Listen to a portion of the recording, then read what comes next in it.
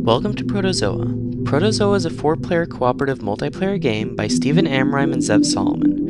In Protozoa, each player controls their character using a game piece that gets tracked by an overhead Wiimote. Each player controls one of 4 white blood cells as they try to slow the spread of a virus. The object of the game is to prolong the spread of the virus by killing off the parts of the virus that create damaging spores. To do this, players must attack the visible weak points of these nodes. Players can also collect health and deploy shields to protect themselves. Your score increases over time, as well as when you deploy shields, collect health, or kill an enemy. The ideal setup for a game utilizes a projector mounted vertically to project onto a table. The Wiimote is mounted overhead and tracks the players using infrared LEDs in the game pieces themselves. I will now play through Protozoa and explain my actions and strategy as we go along.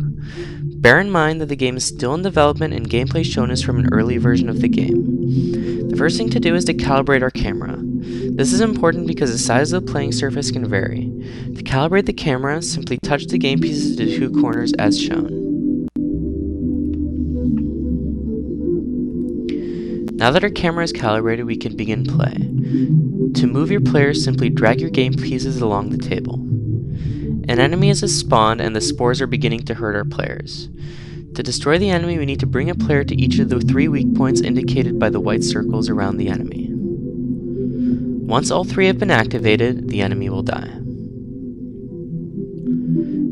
Now that the enemy is dead, we can begin activating shields. The shields are indicated by the red circles that spawn on the 2 sides of the map. The shields take some time to deploy, so be careful when doing so. Another enemy has spawned, let's take him out. As we did before, simply bring a player to each of the weak points of the enemy.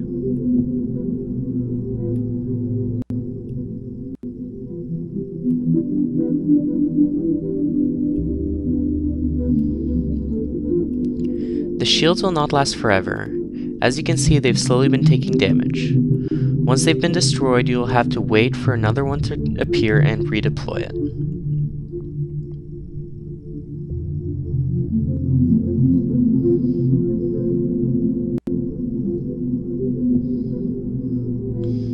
Another enemy has appeared. This one appears to be stronger and will require all 4 players to cooperate to take it down. It also spawns spores faster, so we need to be careful.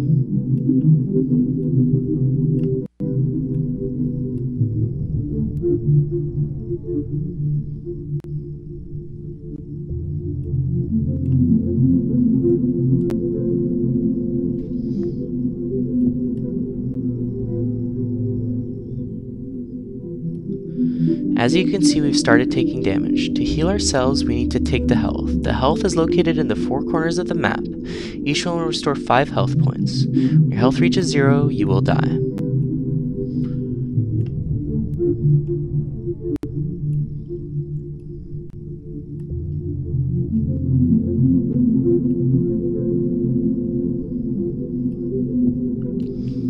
Let's go deploy our lost shields and collect health.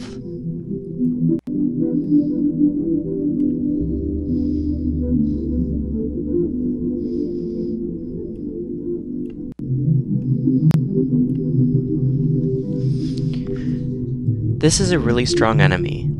As you can see, it will require 5 players. However, we only have 4. In order to take down this enemy, we will need to have 3 players activate nodes and have 1 player alternate between 2 nodes in order to kill it.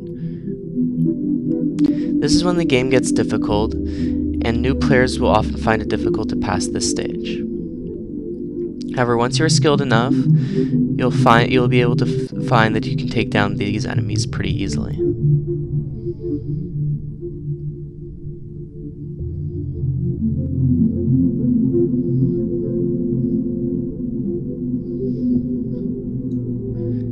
If you're not fast enough, you can see that enemies will start spawning on top of each other. You can easily get overwhelmed by the enemies.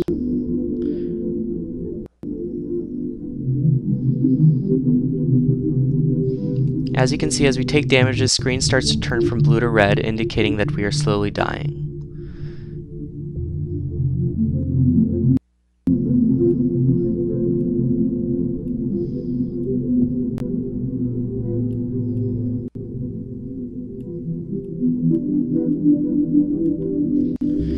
appears that we've failed and the virus is slowly going to kill us. Our total score in the end was 1463. Not bad for just starting out. Once you get better at the game, you'll learn more strategies, and you'll slowly get better at taking down more complex enemies. Thank you for watching, and I hope you've enjoyed our game.